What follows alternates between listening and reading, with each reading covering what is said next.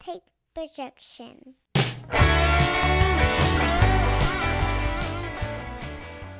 Welcome everybody to Taking on Sports. I am TD. That is Greg. Greg, how you doing, man? I am pretty good. How are you today, sir? I'm pretty good, pretty good. Uh, we'll hop right into a few news and notes first, but this is the beginning of our college football preview, y'all. We will do the ACC and Big Ten today, so that way maybe we can focus a little more on each conference, each big conference anyway, and then instead of doing like last year where we just did one big old episode. And maybe that'll make our predictions a little bit better. Probably not, but maybe. Who knows?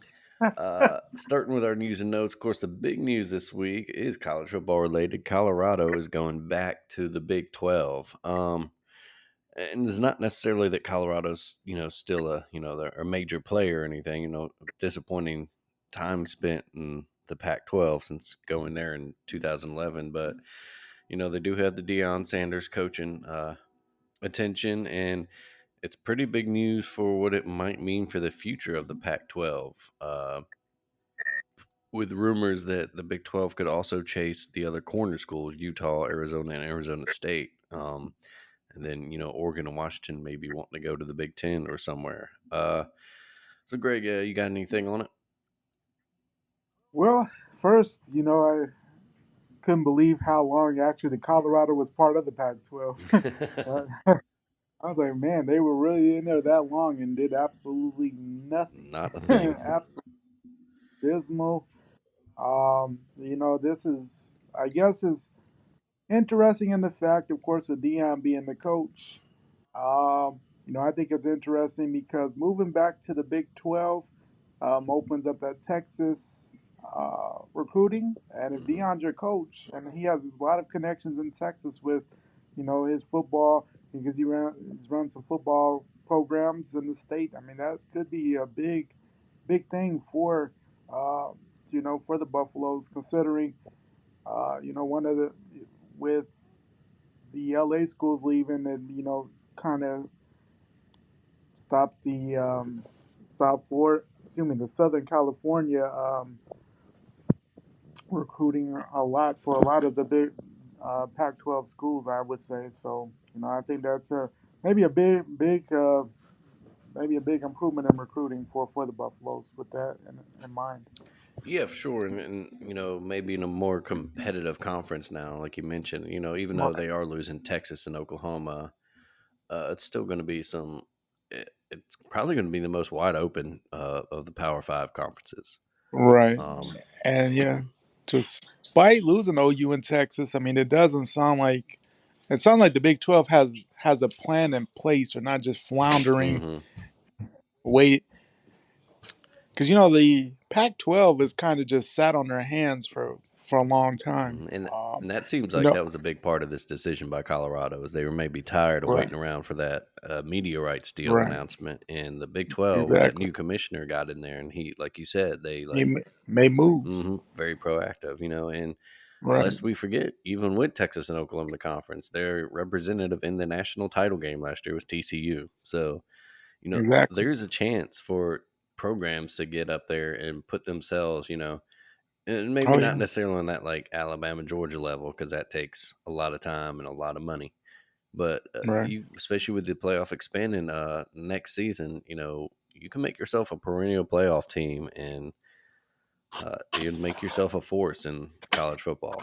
Um, Exactly. You go, 10, 10-2 before didn't, even if you win the conference, probably didn't get you in the four, but mhm. 10-2 with 12, very good. And you're the conference champ, especially. There's a good chance you're might have a road game, but you're getting in. Yeah.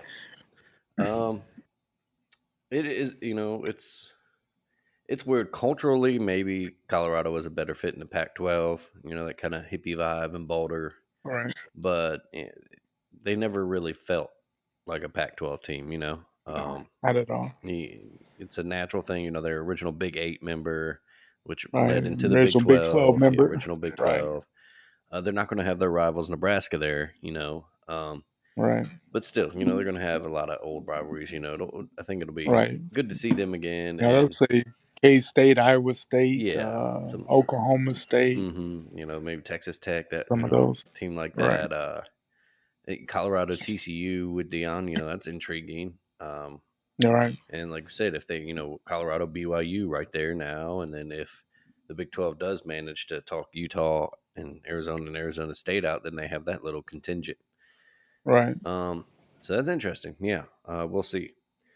Um, other news this week, in baseball, the big news was Shohei Ohtani will stay in Anaheim for this season at least. Yeah, They will not trade him. They will make a run at the playoffs. right. Aaron Judge coming back from the DL for That, your yeah, Yankees, so we'll see if that helps got a him win make last a night. yeah. At least, That's big. Yeah, so that's good for the Angels, I guess.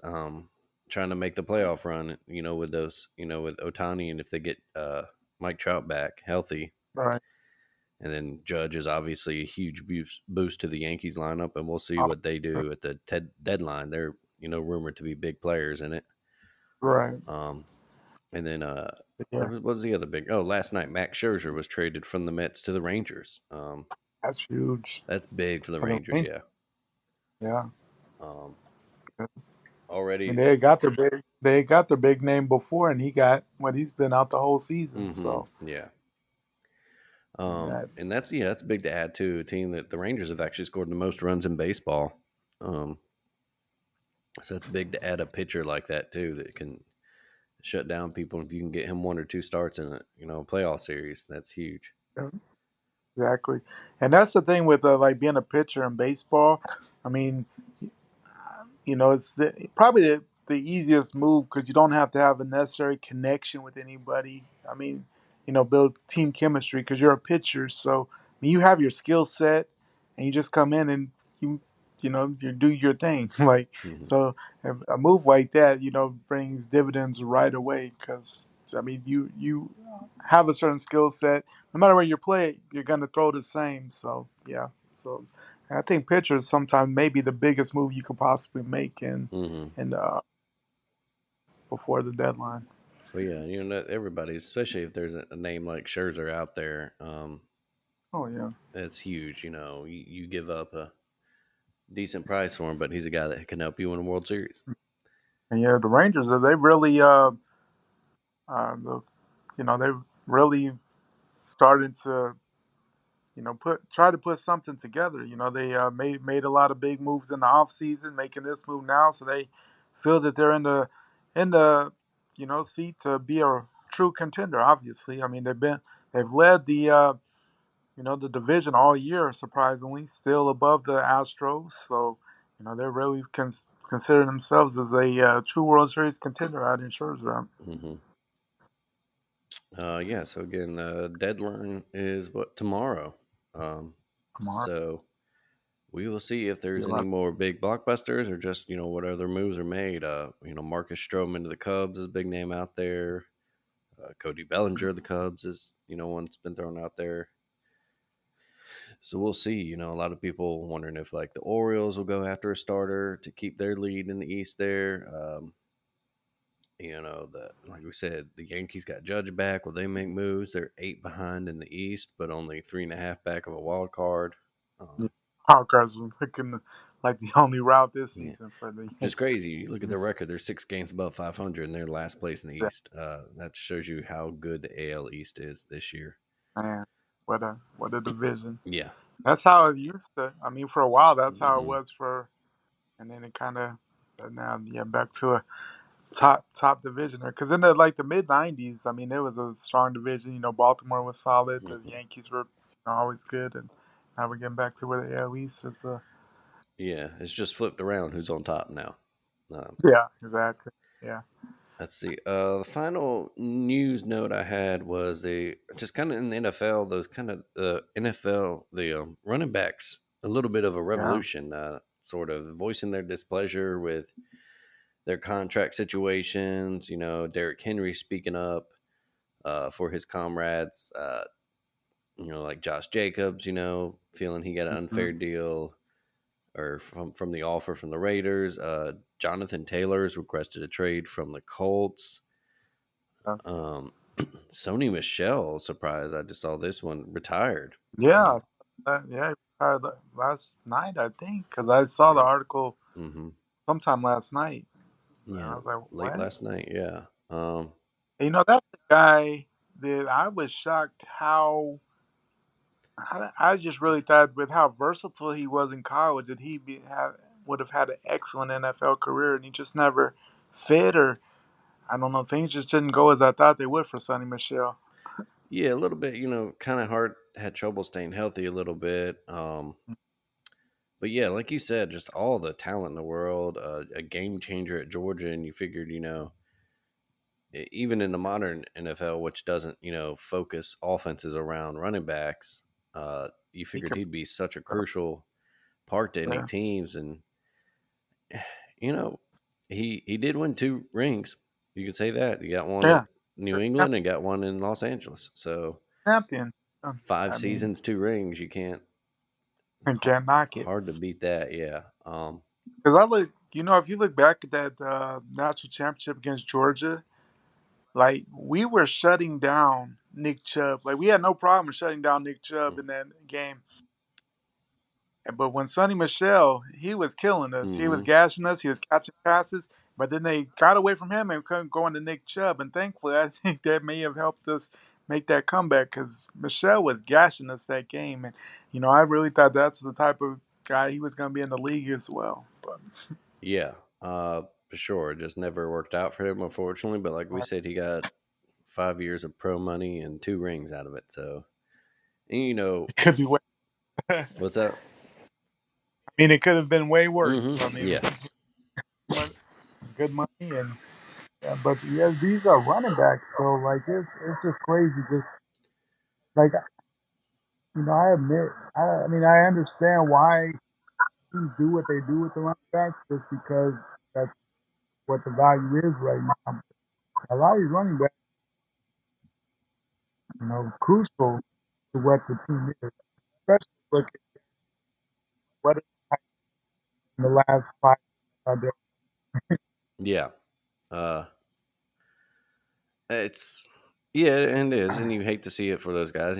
You understand the business side of it, I guess, from the teams. Like they're not, Right. this isn't 1990 where you There's pay. not value. You're not gonna give them $100 million if Yeah, you and can give a guy coming in the league the rookie deal and he's a solid enough running back. Yeah, why not pay that guy, 20 million over 5 compared to Derrick Henry, who's, put up big numbers, but that he's expecting a higher price tag. So hmm you understand it from both sides, but it's yeah, and we see it. The Giants and Saquon Barkley finally agreed to a 1 year deal, but that's all he got. And the Cowboys releasing Zeke Elliott. And he's rumors he might go to New England, which would be an interesting yeah, he addition was there. up there But eating yeah, dinner with yeah.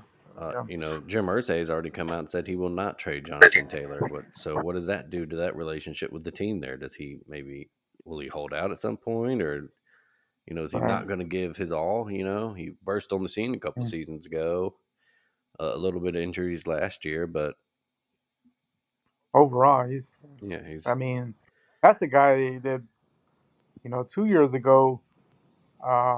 They had that Week 17 meltdown to make the playoffs, hmm but against Jacksonville. But before that, I mean, he had put that team on his back that whole entire season. I mean, that offense was abysmal without Jonathan Taylor. He put up crazy numbers. So that's another one that's a lot of these teams have moved away from the running back as a prime thing. But the Titans and the Colts, I mean, they needed those guys. Like that was their guaranteed guy, their main every you can count on guy. So that's the way that they're getting treated. I understand why they might be a little upset. hmm we see a guy like Dalvin Cook who's still out there on the market, um, Still out which guy is with that much talent. yeah amazing. I was reading something right here, a little stat that in the past 3 seasons, average yards per scrimmage. Derrick Henry leads with about 130. Dalvin Cook's number two, and number three is John Taylor. So it's crazy. 3 games. Um, Yeah. but we'll see. And, I'm always going to take the side of the players too. Get your money, get what you feel you're Oh yeah. worth. Um, Yeah. Because it's like with any job, they're gonna try to get you in at the cheapest they possibly can. hmm Got to do what you can to get what you can. But the Vikings though. I know they got that rookie out of UAB. So I mean, he's a heck of a pick, great in college. So I mean, I understand why they went, why they went the route that they did. Save a lot of money, get that rookie deal, a couple of seasons, and then it seems like that's where every team is moving. yeah, Get them that rookie deal and then ship them out. yeah. That's the thing that Derrick Henry responded to on Twitter was someone I forget who, but they tweeted basically like draft a running back you like. Have them have a couple good seasons, give them one franchise Run them tag into season, release them, draft a running back you like, repeat. And Henry's response is basically like, if that's what you're going to do, might as well just eliminate the position altogether. Like, why are we here? yeah, Um, right. so yeah, It's crazy. but I think that's pretty much it for the news from around the sports world this week. Women's. Oh yeah, one other Jalen Brown got that big Oh, money. right. Jalen Brown got the biggest contract in NFL history or NBA history. Yeah, Um, huge. I'm What was it shocked. for 300 mil? Yeah, Yeah, you knew they were going to pay him. That's kind of surprising. That's how much it was, but yeah, uh, we'll see. It yeah. they've knocked on the doorstep. They made the finals. They made conference finals with that Tatum and Brown duo. We'll see if maybe whatever little moves they make. No more Marcus Smart. We'll see if the Kristaps Porzingis edition, maybe that. He stays healthy. Yeah, if he stays If he healthy, can stay that could healthy, be a real. money contributor. Yeah. And well, all right, let's get into our college football preview here. That's what the people came to see or Oh, hear, I guess. Uh, definitely. but yeah, we'll start with the ACC. We'll do ACC and Big Ten this weekend. We'll start off with the ACC, and we'll talk about the contenders first. And I think it's pretty much two. If you ask me, Greg, you can add a couple if you feel different. Yeah, But I have Clemson and Florida State are my top two contenders.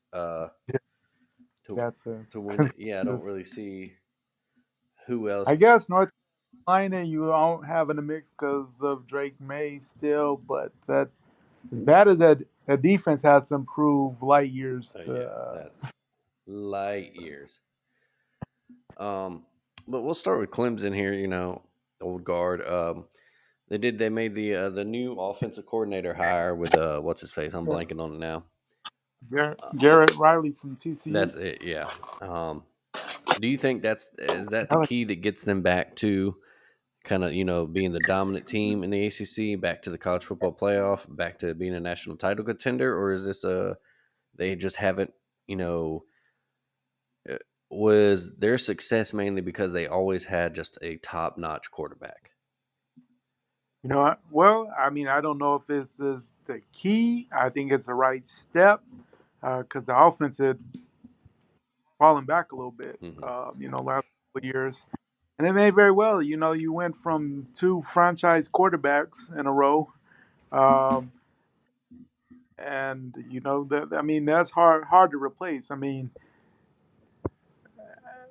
but this is definitely the right way to go. I mean, you saw what he did at TCU.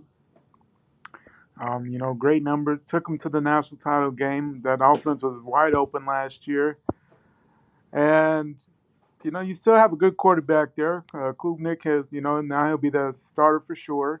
Um, it's only a sophomore, so right move. Will it be long term, and will it lead Clemson to what they were 2, 3 years ago? Who knows? But I think it is the right move to make to show that hey, we understand that our offense wasn't what it was, and we need to get back to it because, I think a lot of people I thought Dabo has been a little tone deaf with some of his moves in the past. They felt like he felt like, hey, we're Clemson, we're gonna do it this way, and other teams are starting to catch up. They weren't as dominating the ACC as they had for a couple of years. So I think this was a move to kind of show, hey, we've evolved a little bit, and we'll see where it goes. But I think it was a great move that they added Garrett Riley. Yeah, it at least maybe is a step toward maybe Dabo learning that you stay on top, not necessarily by being stubborn and doing the things that got you there, but by always evolving. Nick Saban is a great example of that. He's, as much as he'll bitch and gripe sometimes about certain things, he'll change the way he does things, Still do and then we'll do it. Yeah, Alabama will do it better. Uh, exactly. well, yeah, I agree with you on all accounts. I, they have to adapt. They have to change. I do think a lot of their success was because they had just generational quarterbacks come in.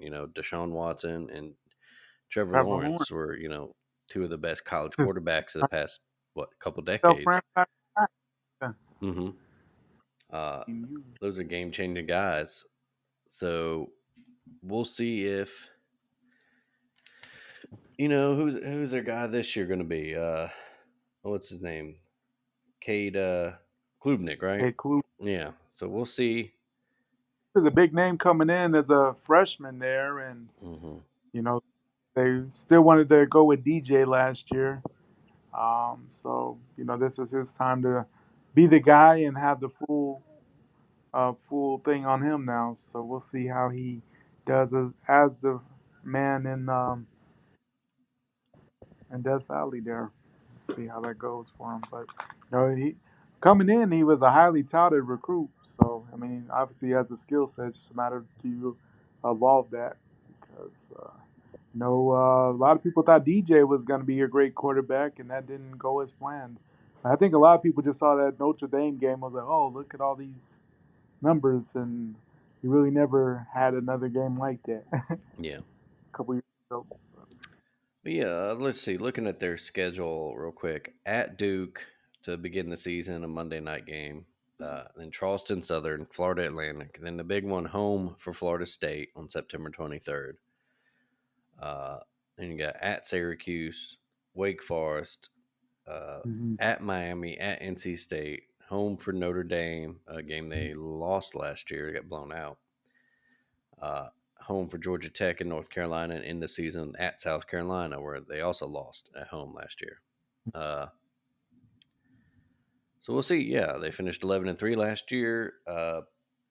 On the ACC, Yes, it's considered a down year, and you're still the conference champion. I mean, it could be way worse. it ran the table. Undefeated in Yeah. ACC play. Only lost the like I said, the Notre Dame, the Florida State, and then the bowl game. Which who'd they lose to? I'm blanking on that. Oh, Tennessee wiped them. That's right. That's right. Yeah, that's right. Um, Yeah. the Orange Battle. Tennessee. Yeah. But yeah, so they're probably going to have a great defense again. That's one thing they've always Yeah. done well there under Defense. Dabo. Wow. Uh, Yeah. Especially their front sevens usually are just beastly. Yeah. Um, so we'll see. Yeah, with Garrett Riley and if Kate Klubnik can get the offense back to the level that they got Yeah. accustomed to for a few years. And that Right. schedule, your two biggest games are at home. Um, Yeah. Florida State. in Notre Dame at home. Notre Dame's not even a conference game. Um, so it's pretty favorable schedule right there. Out of conference, other than Notre Dame's, nothing there. South Carolina, we'll I mean, see where that goes. That could be tricky. If old Shane I mean, Beamer has them playing, like they did toward the end of last season. was it? Yeah, it's like that Tennessee game turned on a switch for them, and it's like, where has this been all year? But we'll see if they can build off what they ended the season with. So that could be interesting. Yeah. Well, we'll see. That's November. That's a long way down the I was saying, line. a lot of, Like I said, that big a lot Florida of State game is fourth game of the year for them. We'll learn we'll some learn a lot. stuff. Yeah, And then speaking of, that's who I have earmarked as our second contender to win the ACC. Florida State. They've got probably the most preseason hype of any team in the country. They have a lot of hype. Mhm. I think a lot of people are just happy to see Florida State back as a team that's considered a power. I mean, it's been a little bit. Mhm. They've after Jimbo. I mean, he kind of left them in a tough state, and uh, you know, kind of been ugly for some years there. So Mhm. you know, I mean, yeah, before last year they had what, at least 4 straight losing seasons, maybe more. yeah, been rough. But You know, Willie had years, and so we ask, the question is, yeah, you kind of touched on it there, but do you think, are Florida State for real? Are they really contenders? Or is this kind of the name recognition, like kind of what you said, everybody just kind of hoping that Florida State's back because, it's always good for those big names to be on their top. you know, I think based upon where the ACC is right now, because I think other teams are going to take a step back. Uh, I think for this season anyway, I think Florida State very much a contender for the conference. I mean, they've done very well in the transfer portal, brought in a lot of guys, because they've had a lot of spots that needed improvements. So they've added a lot of depth to the portal. Gotten a little better in the recruiting, but they're not where they need to be. But they've gotten better there, and that'll come with winning. You know, um, but we'll learn a lot about them come the third. Opening up with LSU. Hmm. So That game in Orlando, if y'all remember last year, just a crazy, crazy wow, game in New Orleans. wow, Um, and One that had Georgia people, praising like, oh, Florida State, and then kind of laughing at, Brian Kelly's first game at LSU. And he turned it around. Obviously, won the SEC West. Florida State had a good year, 10-3. Who'd they lose to last year? Lost to Wake Wake, Forest, NC State, and Clemson. Clemson 3 in a row. In the middle of the season, and they bounced back and Tough. won out. Won their last 6 games. Uh, so yeah, I mean, they get, what's his name, Jordan Travis, great quarterback. yeah. It's what you need to, uh, you know, to get back to the top. But it all comes down to that September 23rd game in Death Valley. They can win that. They're sitting pretty. Um, Was pretty tame. I mean, you look after that Clemson at Clemson. I mhm, mean, Virginia Tech at home. They're not the Virginia Tech of old. no, Syracuse is coming in. So after your October. I mean, Virginia Tech, Syracuse, Duke, and Wake Forest. yeah, and that's And what, Wake Forest, I don't think it's going to be the wake of what they have been, of course, with no Sam Sam Hartman. Hartman Yeah, no, thing. So, I mean, they're looking pretty good. The month of October, three of those games in Tallahassee. Then November is Pitt, Miami, Northern Alabama, and you end with the Gators. So, I mean, their season really pretty. It's crazy to say, but the month of September, more or less, is going to determine how successful the Florida State season is. yeah. We mentioned that LSU opener and neutral site, quote unquote, but that's a home game for Florida State, Oh, basically, just like LSU's the home game last year in right. the Superdome. In between them and Clemson, they host Southern Miss, and then they go on the road to Boston College, which Boston College is kind of a weak team. Yeah, I do think they'll be at least a ACC contender. Obviously, probably make the title game. Should note too the ACC no more divisions. Um, it's a big. I think everyone in the world probably happy Thanks. about that because now you don't have to wait, look up who's in what division now. All right, yeah, Yeah, because there was the Coastal and the Atlantic. yeah, What's the one that Clemson's not in? Oh, yeah, yeah, that's a exactly, yeah. terrible. What did they used to have that when on the college game final? They used to have there was the will of death. Which team was going to come out of that division and get slaughtered in the title game? Well, yeah, so now it's just two best teams. So very well could see a rematch, Yeah, which could be very interesting depending on what their records look like at the end of the season.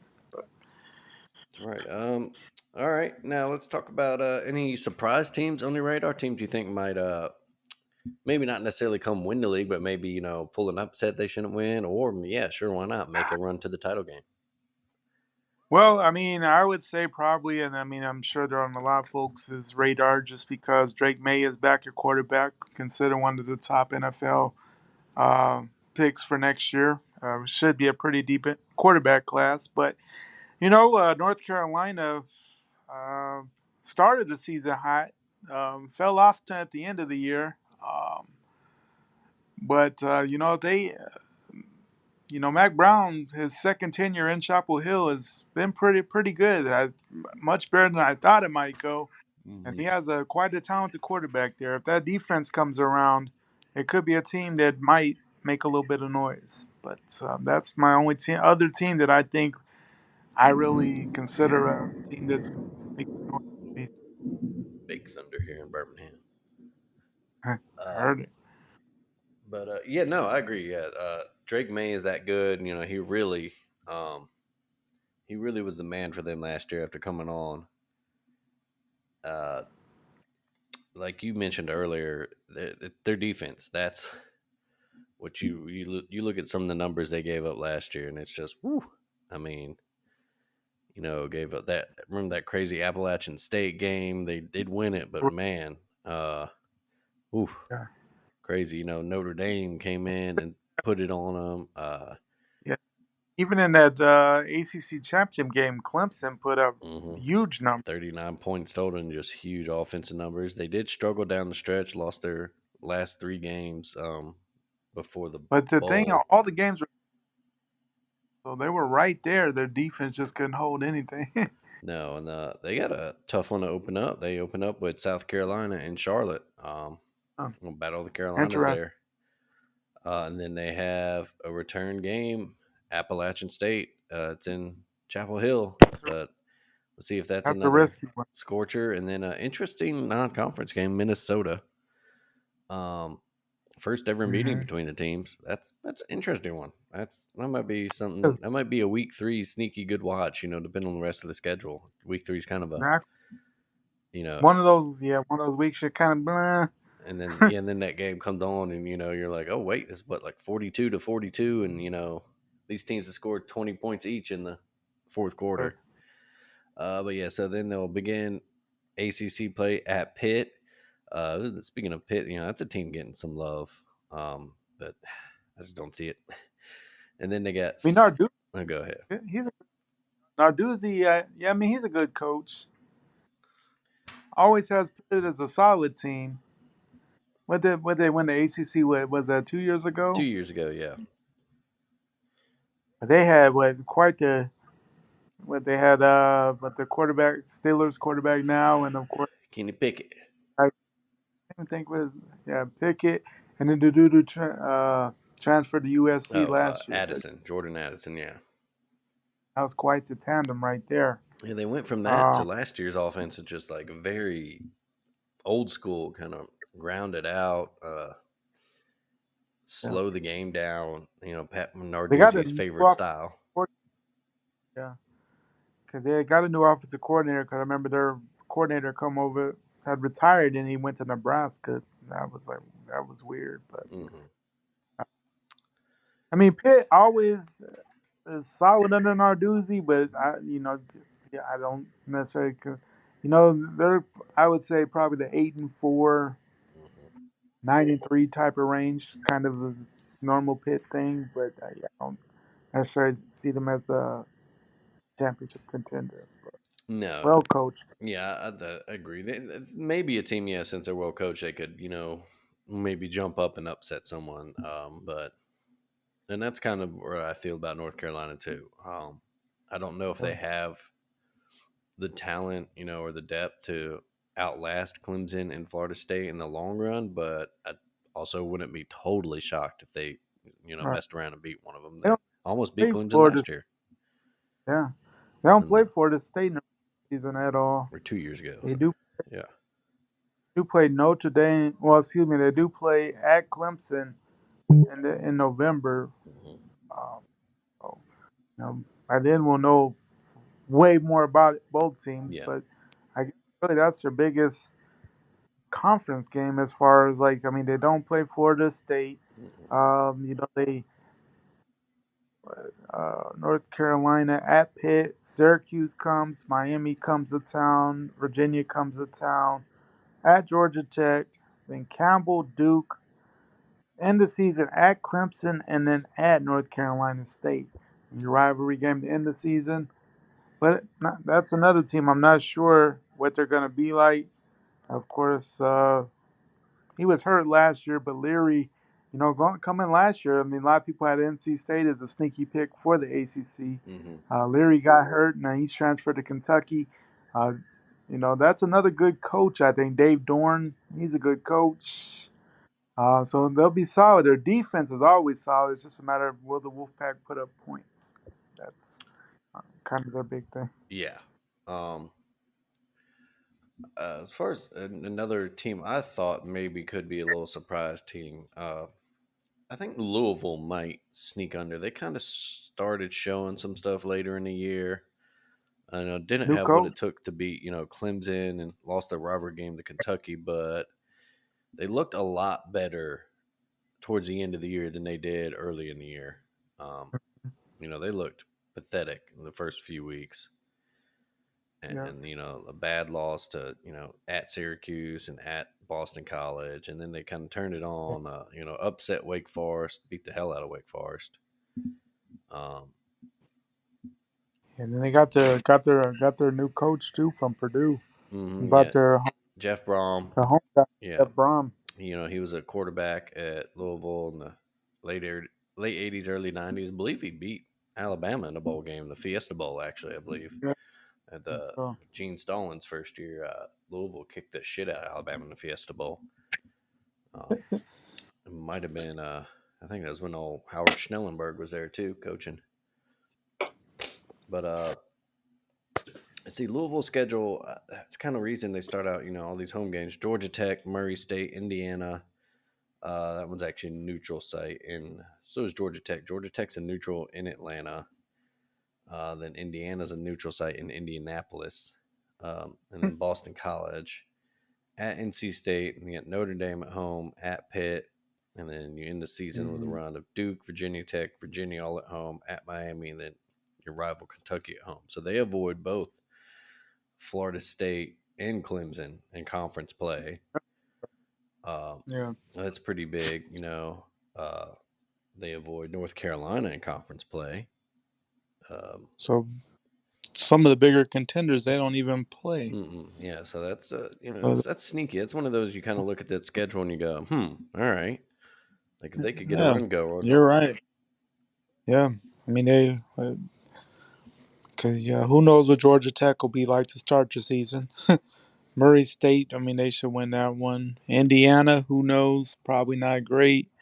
But a winnable game for Louisville. Boston College, toss-up game, but one Louisville could win. yeah, I guess the first tough game is at NC State on Friday night, September 29th.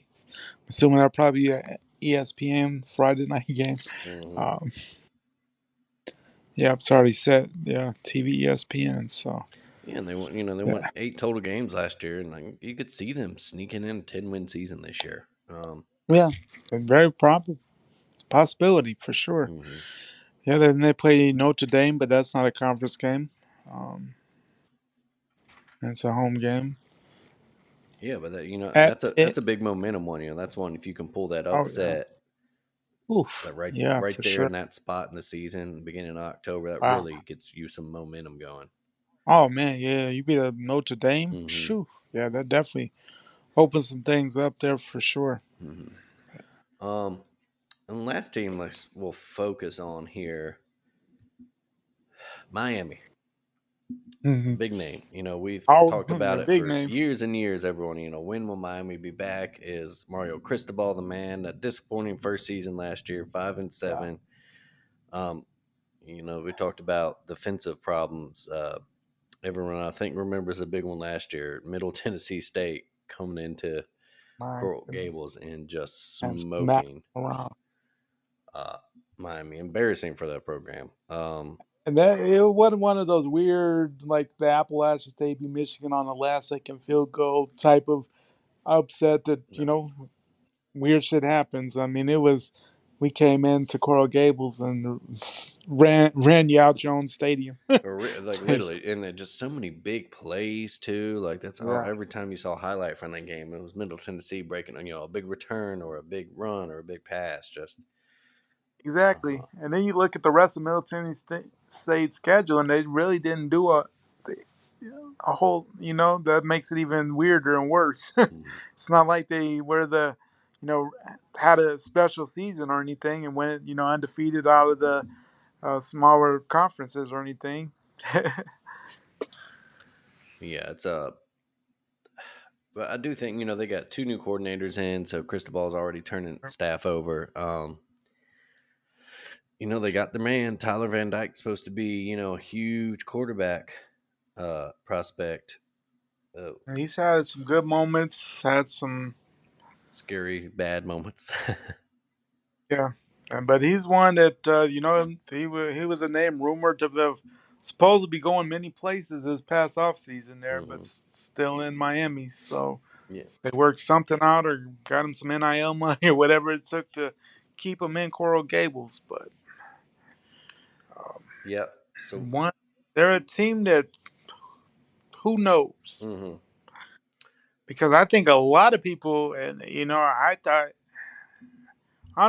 they were going to win that other division yeah. last year. I mean, I kind of built into the hype. I guess maybe not so much because I thought that they were back, but I thought they were back enough to at least make the ACC championship game. Just because I thought they had made some big noise in recruiting. Van Dyke was had some decent moments the season before. So, I thought, that and Cristobal coming in, he's a Miami guy and understands how Miami's, Hmm.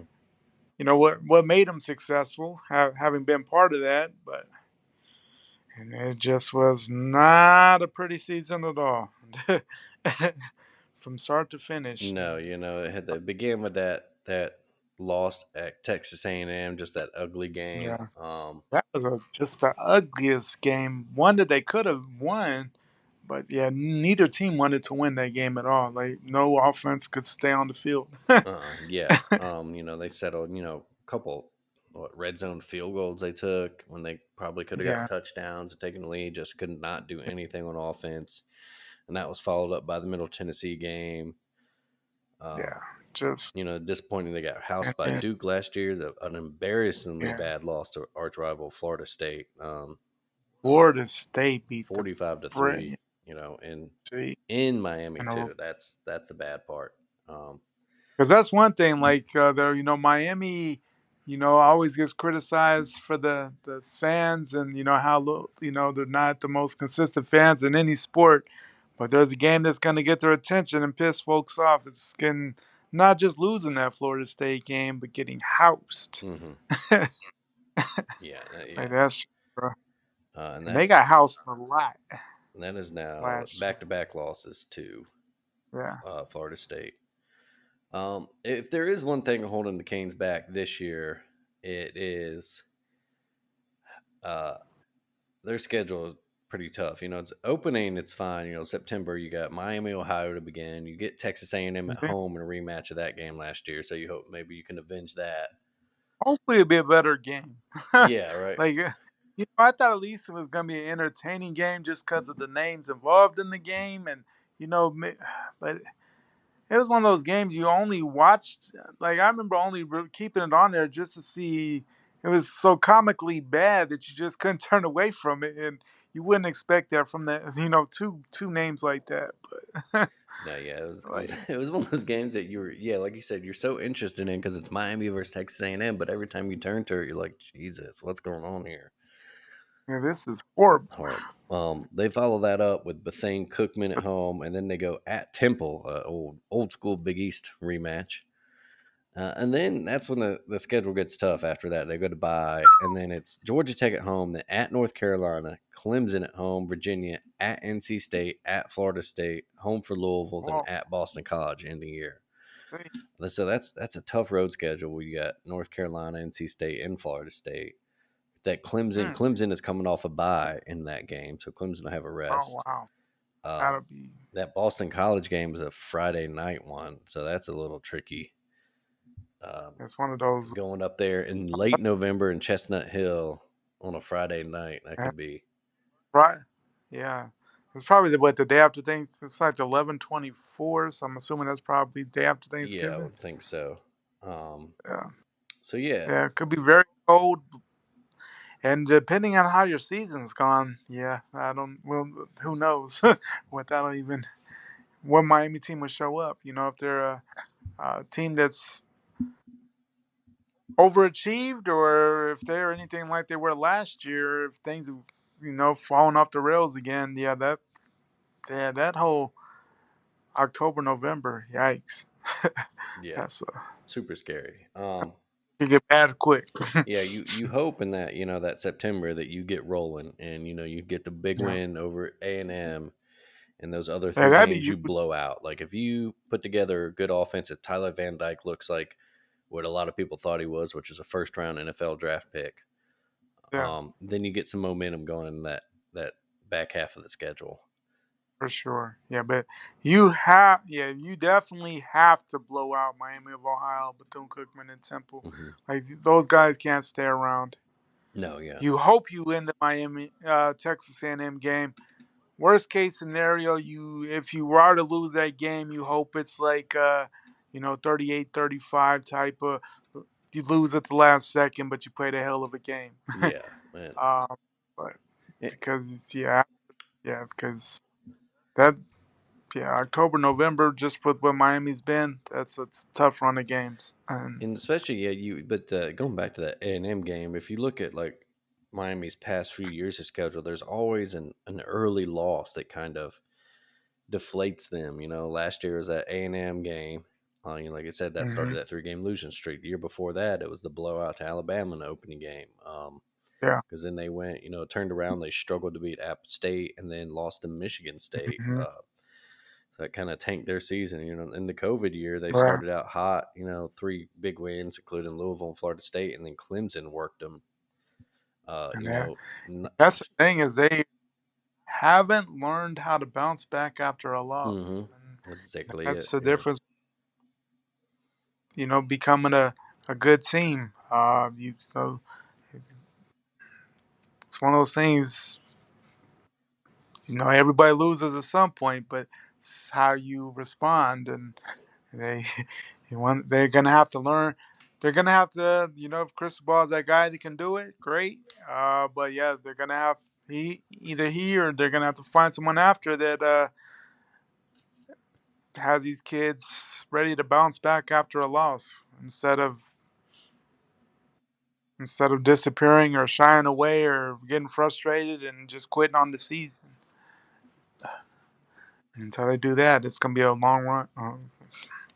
It's gonna be some tough years there, and but we'll see how it goes for these Canes. Yep. They're a team that it's been a what, we're going on 2 decades now of when are the Canes coming back? So Yeah. we'll But yeah, we'll see. anybody else in the ACC you wanted to mention or anything?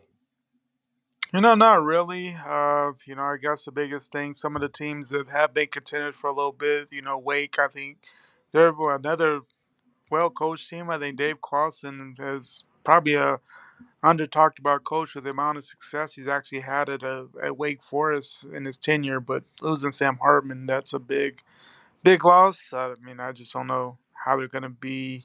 NC State is an NC State. I don't know how they're going to be this year. But pretty much it's just comes down to that Florida State Clemson. What that game is in end of September there. Hmm. I'd say. I think a lot of people feel that way, and the ACC looking to get back into the playoff talk because nobody last. It's when what nobody last year in 21 did they get anybody? 21 did. And I don't think No, Clemson made it that year, no. did they? Alabama beat Cincinnati in the semis, and Georgia beat Michigan. That's right. So Yeah. no. No. So it was 20 when they had that epic game against Clemson had that epic game against Ohio Ohio State. That's State right. in Yeah. so.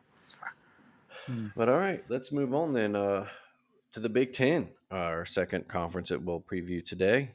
Um, we know the heavy hitters here. It's Michigan, Ohio State, Penn State.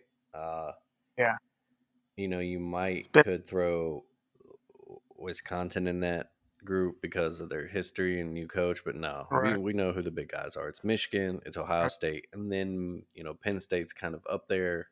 Penn State's in that right. weirder. It's Michigan, Ohio State at the top, then it's Penn State, and then it's the group below Penn them. State's getting a lot of hype this year. I've seen They a lot of are. spots are very high on the Nittany Lions. And I was at work, so I listened to some of some of the coaches at Big Ten media days, and it's way different than SEC media days. It seems a lot less pageantry Mhm. involved there, but that's kind of I don't know, maybe a Midwest thing. I don't know. But big thing with the Big Ten that I saw was just how many teams have a new quarterback. I think 11 of the 14 teams are starting somebody new this year. So that I think that's big. Well, let's When- let's start with the team who's not Michigan Wolverines, a two-time defending yeah, Big Ten champs. Uh, right. they get back JJ McCarthy. He was second leading passer in the Big Ten last year. Yeah, behind CJ Stroud, obviously. Uh, he's not asked to put the game on his shoulders a lot, but he can make some big throws, big plays off play action, and they got Blake Corum and Donovan Edwards. That's a pretty good tandem of running backs right there. Yeah. They Corum was a Heisman contender before he got he hurt was, last year. he was running over fools last year. I'm trying to look up his stats right quick. He was, you know, rushed for 1,400 yards, and 18 touchdowns before he got hurt, and Edwards was no slouch. He rushed for 1,000 and 7 yards or 7 touchdowns, excuse me. So, and McCarthy can, he can run the ball when he get, he had 300 rushing yards himself. He can get out of pocket and run, and that's a nasty defense they have. Oh yeah. They are built to, really beat teams up. And so, they're the seemingly favorites for everyone this year. Of course, Even if Jim Harbaugh suspended for the first 4 games for, the burger situation. Um, which is so ridiculous in itself, so but all of it, everything about it is ridiculous. But those 4 games, if you don't already know, East East Carolina, Carolina. UNLV, Bowling Green, Rutgers, all at home in the big house. So I Yeah. think Michigan will be all right there. If they I think they'll be. if they even like come close to losing one of those games, something's wrong. Um, All right. and then after that, it doesn't really, at Nebraska, but Nebraska's that team. They got Matt Rule this year, but we'll see. That's really Oh hasn't yeah. been a scary game for a while. At Minnesota, could be tricky. Always kind of, Indiana at He did. home, at Michigan State, a That's bye, and then they end with now the end of their schedule. November's an interesting month for the brutal. Wolverines. Purdue at home, at Penn State, that's a big one. At Maryland, who we'll get to in a second because I have thoughts about Oh, the Terps, and then home against I mean, Ohio State. They've won 2 in a row over the Buckeyes, yeah. and not just one; they have dominated Now, Ohio State. They are a team that's built almost specifically just to beat Ohio yeah, State. they built. But yeah, what, His what are your was thoughts off, on the Michigan? Are they, legit national title contenders? Are they? Is this the year, or is that schedule too tough?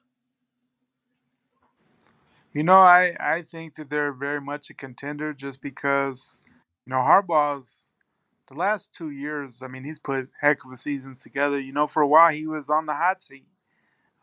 Coming into the 2021 season, people were saying, "No, Harbaugh's out if he doesn't beat Ohio State this year." He responded to that. Came back last year. Ohio State had all the hype. C.J. Stroud won the conference again. His big thing now is, and he had a semifinal game. 2 years ago, Mhm. got housed by Georgia. Last year, upset by TCU. So people are looking at, can Michigan get out of that semifinal? But yeah, that November is gonna be tough. But this is they know these teams. They're familiar with them. I mean, it's not surprising. It's not a surprising game. I mean, they play these guys every year. So, not saying that they can't lose a game, but I mean, they very. I don't. I mean, I would say the trickiest game to me is going to be at Maryland because I think Maryland is going to be sneaky, very good this year. Mhm. Um, And then they gave Michigan trouble last year. They gave Ohio State trouble last year, but couldn't finish the games. And now they brought in Kevin Sumlin as their main offensive coordinator, which is very interesting. With another quarterback that's another one with a lot of experience, and the younger Talia Tagovailoa. So I think that's going to be to me that's their toughest game of the season is at Maryland, 11-18, and sandwiched in between Penn State and Ohio State. So especially coming off the road to Penn State, and then you got to go to College Park. Where Maryland's been known to throw an upset or two out there. hmm Um, but yeah, I think Michigan has all the talent in the world to get back to yeah, definitely Big Ten title game. And oh the playoff. But you said the key is for them. They got to get over that postseason hump. They have not won a postseason game since the 2016 Citrus Bowl. Part of the 2015 season. They worked Florida in it, but since then, they lost a Orange Bowl to Florida State, lost an Outback Bowl to South Carolina, lost a Peach Bowl to Florida, lost the Citrus Bowl to Alabama, and then the two semifinal losses you mentioned. Um, so we know Michigan can do it in the regular season. They got to do it in the postseason.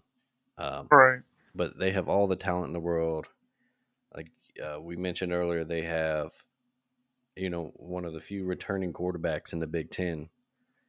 right. They have that That's dynamic running back there. duo and a great defense. Paul really likes him. He said that's one of his best quarterbacks he's ever had. Mm-hmm. So Yeah, that whatever that's 15 returning starters. That's pretty big. 8 on yeah. offense, 7 on defense.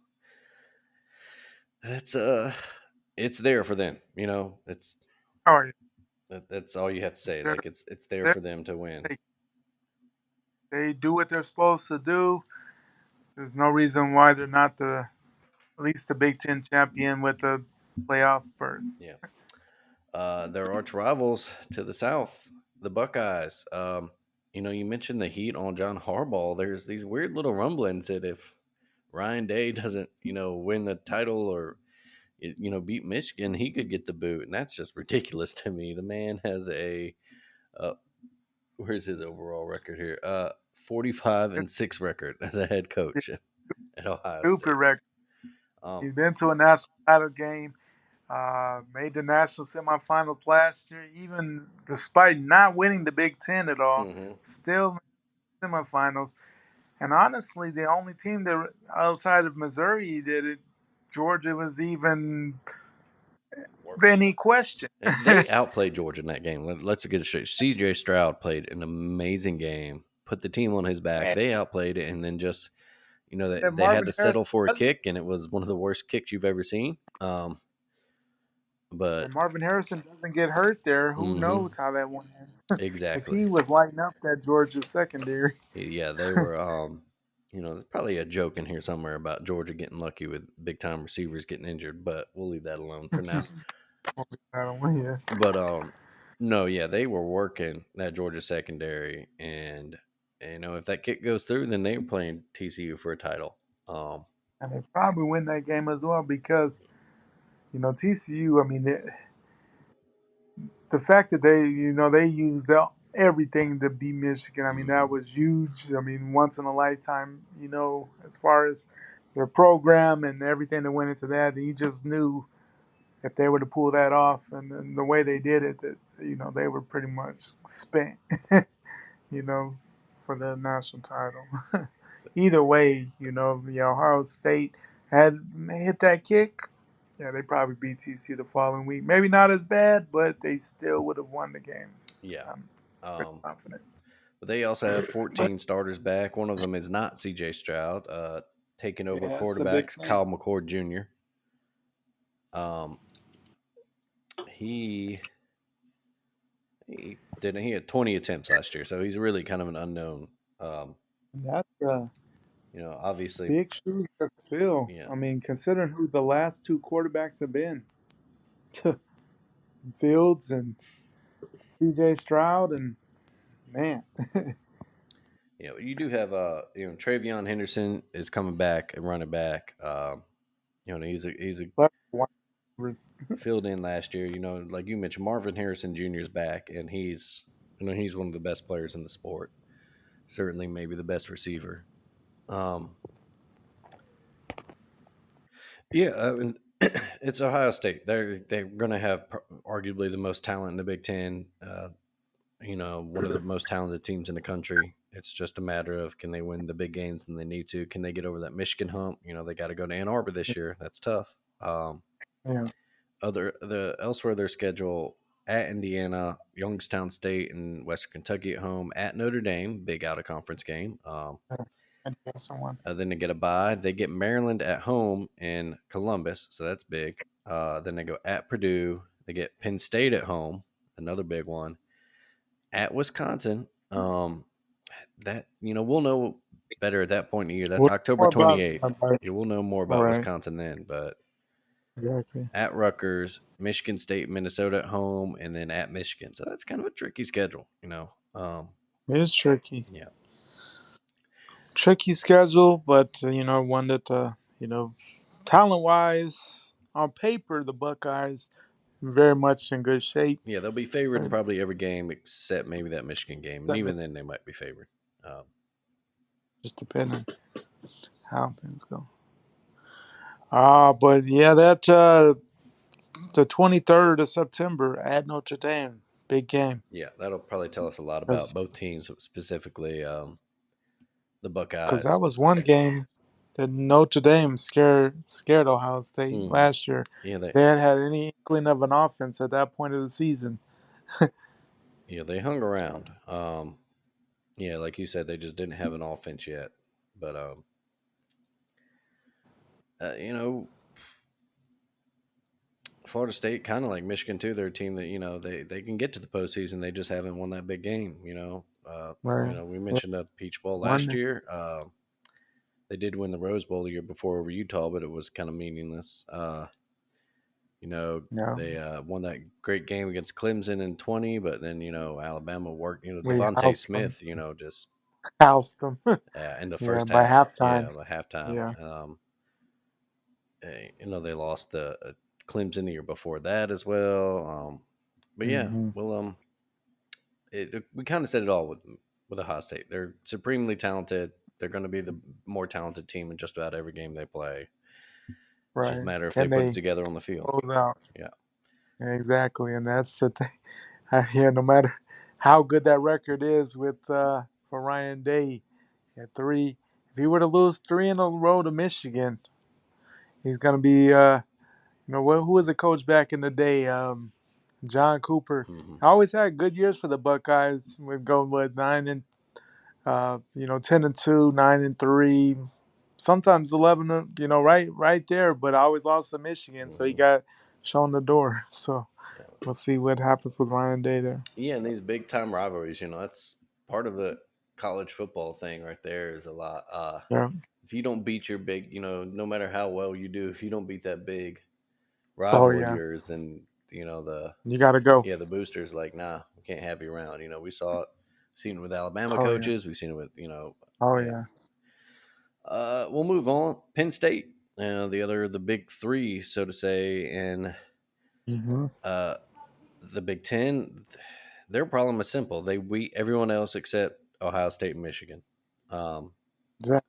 in their best years, that's the recurring problem you see if you go back and look at their history. It's Hmm. 11 and And even when 2. they, Yeah. yeah, even when they won the Big Ten, they still got left out of the playoffs Mm-hmm, for Ohio State. Like, mm-hmm. Um, what they do have, they got a new quarterback coming in. They lose all-time passing leader Sean Clifford. Uh, Drew hmm, Aller is coming in, a sophomore, but they liked how he looked. yeah, He was a highly touted recruit. He came in and looked. He was kind of like a spark plug in some uh some of these games. He came in. You know, it's simple to say though. I just said it. They got to beat Michigan, and Ohio State to win the Big Ten and get in yep, the playoff.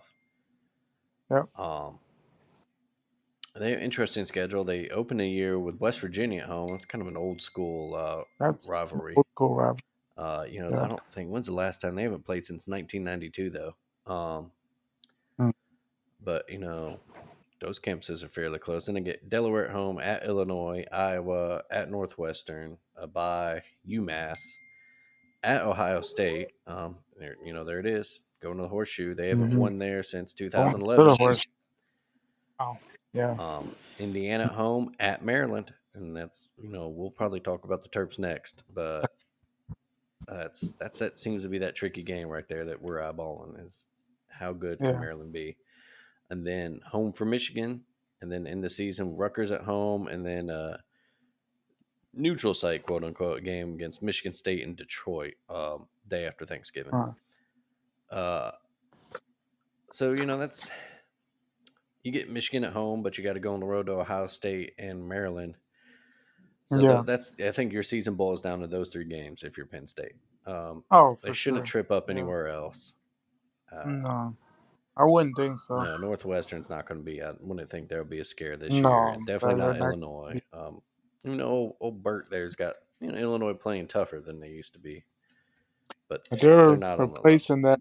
A lot of, I mean, they're replacing quarterback, their running back, their cornerback that went first round this past year, Hmm. Witherspoon. So, but yeah, it's gonna come down. Like I said, those three games there, two of them in November, and when they play the end of October against Ohio State. So, but on the road for two of the three big games. So, Yeah. And we'll see. Like we said, they're replacing the all-time leading passer in program history, and then you know, James Franklin's still their coach, so he's still liable to make some weird, inexplicable late game decision. Um, yeah, seems to be kind of his mo. Like mhm. I don't know.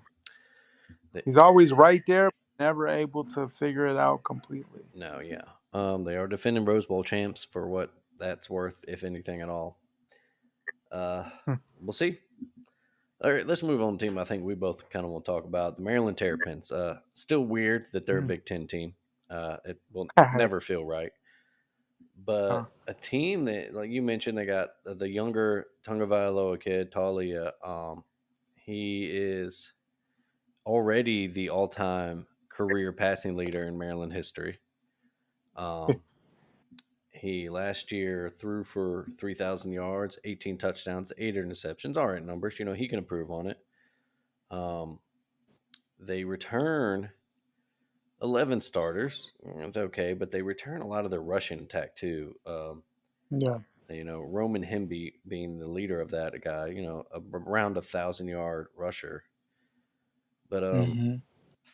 they're a team. They went 8-5 last year, and their losses were to Michigan, Purdue, Wisconsin, Penn State, Ohio State. So but they put scares. They played Michigan tough in Ann Arbor. They played Ohio State tough until the fourth quarter. That Penn State game was a wipe. They did get blown out there, but their team, they're talented. Tagovailoa is a good quarterback. They've got a decent offense. He's gonna throw it all over the yard. Yeah, they're going to sling it. They're going to be exciting to watch. Can they just make that breakthrough? Uh, Yeah. in Big Three. Playing you close to actually winning Yeah, a they game. might be favored in all those games except against the big boys. And schedule wise, Right. it's not a hard schedule. They open with Towson, Charlotte, and Virginia all at home, and then at Michigan State, which the Spartans have been a disappointing team last year after that great 21 Yeah, they season. were. And then they get Indiana at home, and then Indiana, big one at Ohio then the big State. one. Um, Yeah. and Ohio State's coming off a bye into that one too, so it's gonna Mm, be tough. tough. Then you get Illinois at home, a bye, and then you end your season with at Northwestern, Penn State at home, at Nebraska, Michigan at home, and at Rutgers.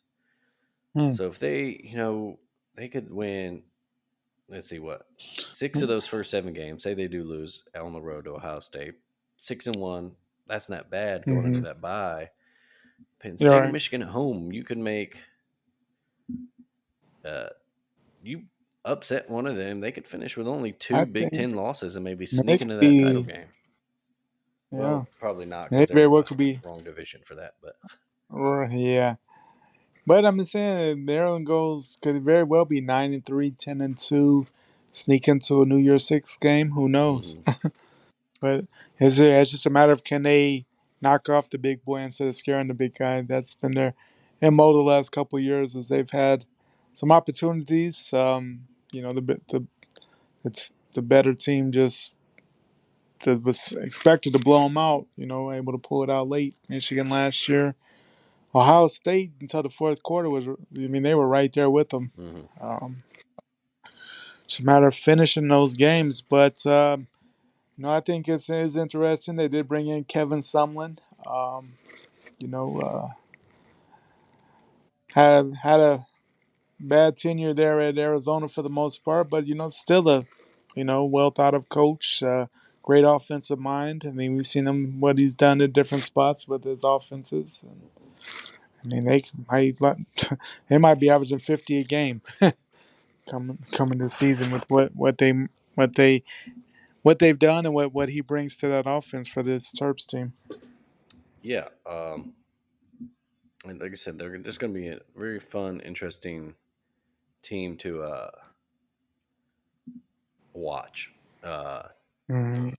he's and is he still sharing the duties there with is Josh Gaddis still like the co OC I there? think, yeah, I think it's co-OC, which Okay, yeah. is kind of So that weird. that'd be I interesting. would think that he was probably the senior. I mean, I would assume he's the main OC there. I mean, Yeah, but who Kevin knows? Sutherland for what he wasn't a great head coach. Didn't have that great record, but he's you know been in charge of some really good offenses.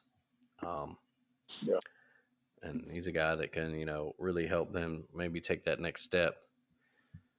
exactly. Uh, but yeah, let's see elsewhere. We mentioned Michigan State disappointing season last year. Just a matter of, yeah, what do they, can they bounce back? I mean, they gave Mel Tucker that big money Yeah. after that 21 season. You know, happy for him as far as hey, get the money while you can. But I thought it was kind of strange. He gave you one great season and you threw him the money. I don't know because other things were opening up, so you wanted to make sure you had someone Mhm. that you liked for long term as far as jobs. Because at that point, with the USC job was opening up, and there was a lot of the OU job was after was opening up. So I don't know, maybe they overpaid, but that's their guy now. So it's just a matter of what do the Spartans look like? Another team with a new quarterback. Their quarterback is from last year is at Auburn now. So, but yeah, I mean, I think we'll learn about the Spartans early there. But does Mel Tucker rebound from a abysmal 22 season? We'll see.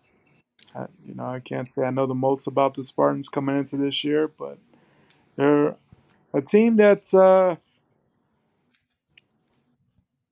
always gives Michigan a good game, no matter what it seems like over the last decade and some. But it's just can Mel Tucker find that magic he had in 21 again. That running game was amazing, and last year just was bad from the get go. Things just got off to a bad start, and long year for the Spartans last year. Yeah, you start to wonder how much of that 21 team was Kenneth Walker the third, and how Yeah, much was maybe good coaching and luck. right. But they had a lot of old transfers that year too. A lot of seasoned guys. They were able to transfer with for COVID or whatever reason, or Mhm. and they really took advantage of that senior leadership. And a lot of that wasn't there last year. So Yeah, we'll see what happens. they got to get rolling early. Their schedule: Central Yeah, Michigan, Richmond. They get Washington at home, Maryland at it's a big home, game. then at Iowa before a bye, and then the back half of their season's a little rough. It starts easy enough with at Rutgers, but then it's Michigan at home, at Minnesota, Nebraska at home, at Ohio Uh, State and Indiana, and then that Penn State game in the year. So if they and overall, I struggle mean, early, that could be a real uh, bad season. and that's not the easiest way to start your schedule because, Washington, Hmm. I mean, they really took it to the Spartans last year in Seattle. And Washington, a team that a lot of people are high on this year. Hmm. Um, and, that Iowa game, we know, we know how bad their offense was last year. But we know one thing that Kirk Ferentz always brings is a top notch defense. So, um, yeah. Yeah, that if things get off to a bad start, and very well could be, and they could lose a couple of those early games. I mean, they very well could lose to Washington, could lose to Iowa. So, yeah, and then that back half is not pretty. So, this, yeah, I don't know how how the Spartans team is going to be at all, honestly.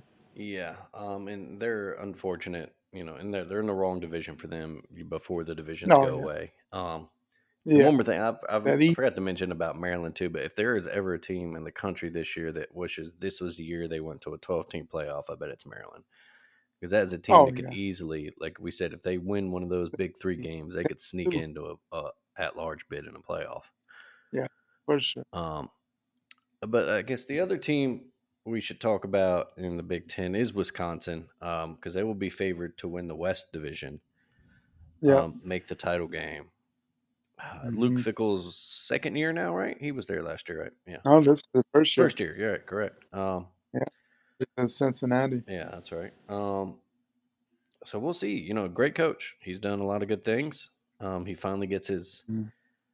big break, if you will, even though Cincinnati's going to the Big 12 themselves. But Wisconsin's a team that perennially has always been traditionally, I should say, has been overachievers, and they've been a tough out. Mhm. They play a hard nosed style of football. He might Mhm. bring a little more flash to that offense. We'll see.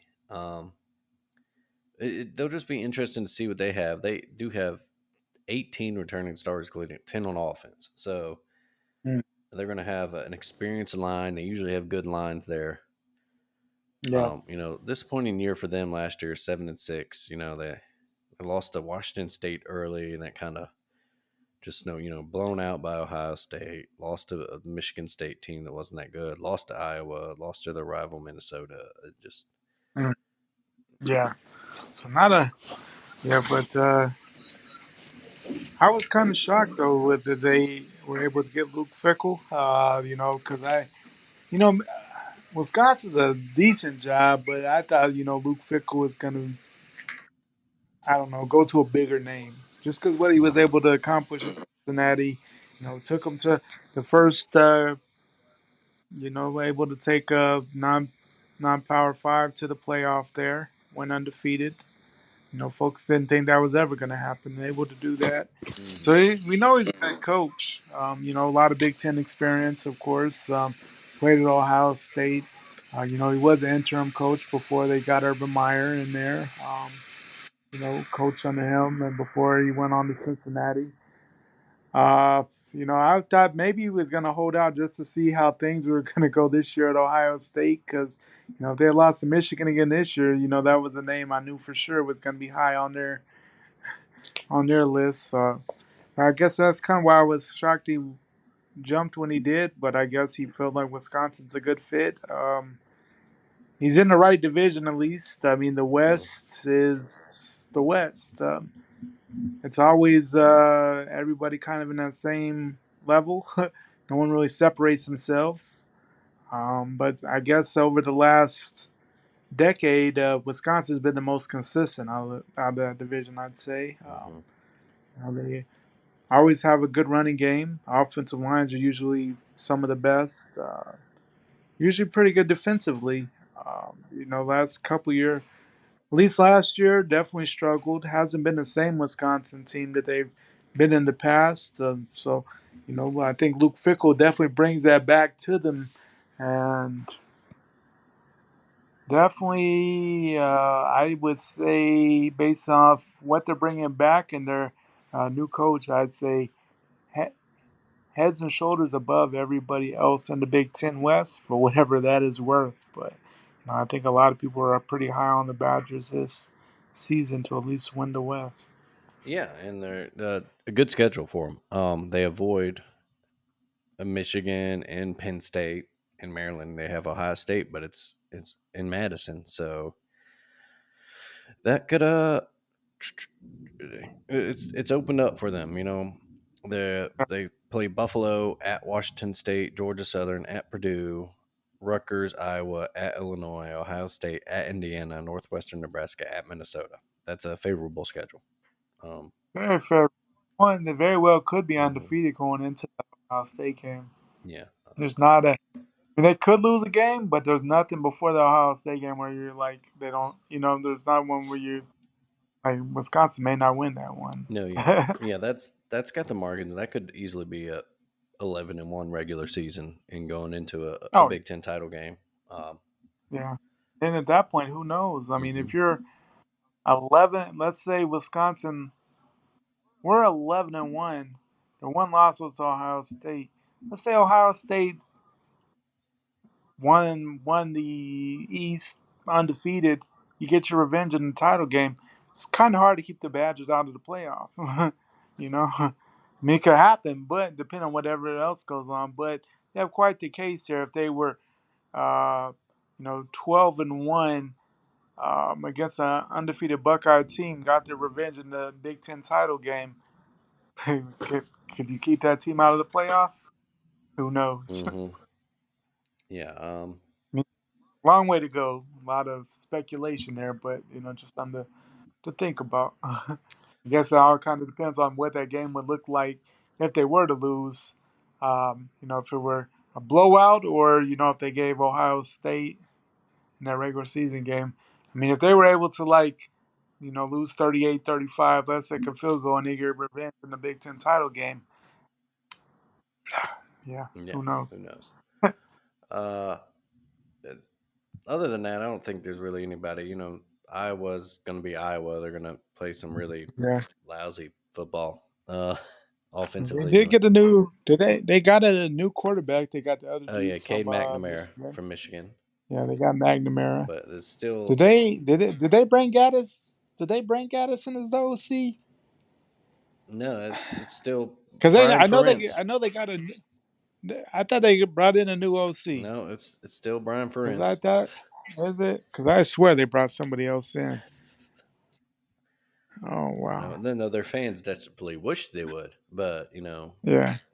Kirk Ferentz, Huh. in his 26th year or something like that, 25th. He's what the second? I think now that now that Fitzgerald was fired, I think he's the second longest tenured. He's either first or second longest tenured coach in college football. I think he even I had think it's more like years than him. Fitzgerald even. Yeah, So I think it's him and Kyle Whittingham is one or two, and I think he has more years than Kyle. yeah. So it's been quite the Let's see where Kyle Whittingham's at. He has been there longer than Kyle Whittingham. So yeah, wow. he is the So he's had quite the quite. He's the OG of the Tenured Big professor, Ten yeah. for sure. But Yeah, they and it's Iowa. I mean, they do avoid Ohio State, Michigan, but they'd have to go at Penn State, at Wisconsin. So that's not favorable for them. yeah. At Iowa State, and that always tricky game. hmm And so it's just a matter if they can get it in offense at all going, then yeah, their defense will keep them around. Mm-hmm. But eventually, that defense is going to wear down. And can they get some drives going? Because last year their punter was their biggest offensive weapon. Yeah. 'Cause and then the other teams in the West, yeah, I mean, I think long term Matt Rule's gonna be good in Nebraska. I think just because he has that history of rebuilding programs. Mm-hmm. The last thing didn't work out. Surprisingly, everybody thought Scott Frost coming back to his alma mater after that nice little run at UCF, and it didn't ever jump off at all. It was abysmal, shockingly. I mean, he didn't even come close to a winning season. But Matt Rule, the history of rebuilding programs there. So I think eventually it's gonna be good. I think if he can get them to a bowl game this year, 6-6, 7-5, he's done a heck of a job considering where they've been the last couple of years. But and they're not quite there yet. No, it'd be their first bowl game since 2016. Yikes! It's not an easy schedule for them. They No, begin it's at not. Minnesota on August 31st, a Thursday night game, and then at Yeah. Colorado, which they probably have more Who talent than knows? Colorado, but that's Yeah, just going to be but such a hyped up game, old school Big Eight oh yeah, rivalry. Dion's. They get Michigan at home at least. They go at Yeah, Illinois, another team with Brett Bielema's who kind of got knows? them playing tough at least. Right. They get Northwestern, Purdue at home. They get at Michigan State, which who knows. They get Maryland at home, then at Wisconsin and Iowa in the year. So that's a tough schedule for Nebraska. Mm. But we'll see. Yeah, it's a Yeah, tough schedule. I tend to agree with you. I think Matt Rule. I think he's a better college coach than Oh pro. I yeah, don't think he was meant for the pro that game. was But I think no, he, I don't know if they'll ever get back to their, no. I don't think they'll ever be that the dominant. I'm completely blanking on their great coach. I'm damn.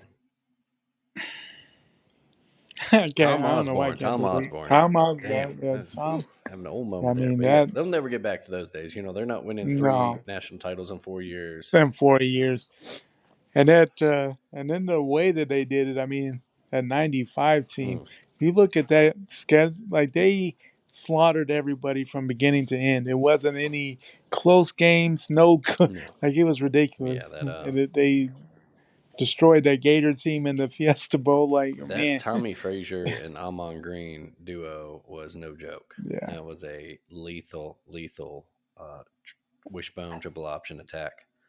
yeah.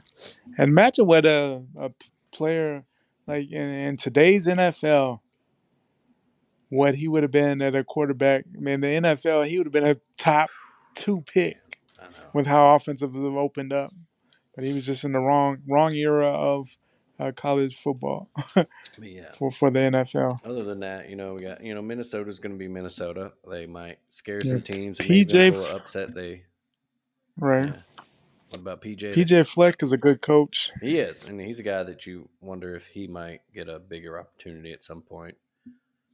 Um, I think that was another guy I was kind of shocked to where he went to because he's kind of building his name up. Was that at was this? I always get him confused. Was it Central Michigan he was at or he was, yeah. Where did he row the boat? Was he Western Michigan? I think he was Western. West? Yeah, Yeah, yeah, okay. I always get those directional Michigan schools. yeah, But yeah, and I thought, well, you know, uh, Minnesota opened up, and I was kind of shocked that's where he went. I thought he might have waited for a bigger splash. But they have a lot of people to replace in Minnesota. I mean, their all-time stat-wise quarterback. They're replacing him. Good running back, hmm and Abraham. But had some allegations this came across after Northwestern. Kind of seem unfounded from what I've read so far, um, but good coach, yeah. But I mean, who knows about Minnesota very well? If they were 10-2, you wouldn't be shocked. If they're 7-5, you wouldn't be shocked either. Yeah, They're kind of exactly. in that boat. They're that kind of team in that range. Yeah, Um, but yeah, then Northwestern obviously with Pat Fitzgerald firing, they had a man, horrible year last they year might anyway. if they win more than two. Yeah, I think they've had a successful year. Yeah, Just kind of where you know, everything is with that program right the now. running joke last year they did not win a game on American soil because remember that Nebraska Yeah, win was they in did. Ireland. Yeah, Um, that it was yeah, the so one and only win. Thanks. and then you got Purdue, new coach there too. New Meh. coach. Yeah. Long gone from the years of Drew Brees and that basketball on turf teams. Uh, but yeah, anything else you want to add, Big Ten wise? Big Ten wise, I mean, it's just the East and everybody Mm, else. That's what it has exactly. been for Yep, I think that's for our a while there. yeah. That's kind of what it is. It's the big it's Michigan and Ohio State, and then it's Penn State, and then maybe let's see if Maryland can make some noise, and then we'll see how But, Wisconsin looks yeah, in the Luke Fickle era. Like I said, they exactly. definitely benefit from playing in the East Division before they switched to that flex scheduling. Right. Um, but yeah, so that does it for this week's previews. We'll come back next week with the Big 12 and Pac 12. Just seems appropriate to put those two together. It Uh, is. but before we go, of course, as always, Greg, what's been done up real good for you this week? Done up for me real good.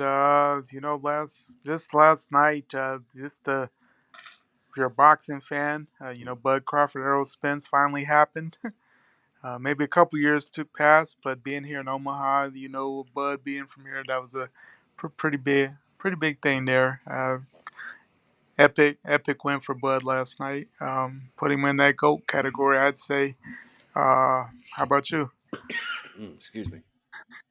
Uh, I will say what's done up real good is we survived. The kiddo got his first fever this week, Oh, and yeah. we survived. He's still on the back end of it, but he's good. He's a happy little guy. So, Hmm. uh, Yeah, I'll say that was it. We survived. No panics. Didn't need a hospital trip. that was good. It's always good. Yeah, first time parents, you survive that first time. You pick that baby up, and he's like hot as hell, and you're like, oh man, what's going on? Uh, Yeah, yeah. we just hope that he can return to good sleeping schedule. He's kind of doing that wake up every few hours thing. We just Oh, want one good night of sleep. It'd be nice. come on, buddy. Yeah, he's so close to do it. But thankful, my mom's up helping us out while we both have a work weekend, so that's good. Yeah. But yeah, um, like I said, next week, folks, we come back with the Big 12 and Pac 12 previews. And of course, we'll cover any news that happens in the world of sports. Thank you once again for listening to Taking on Sports. And y'all keep it done up real good yourselves out there. Greg, see you next time, buddy. See you, buddy.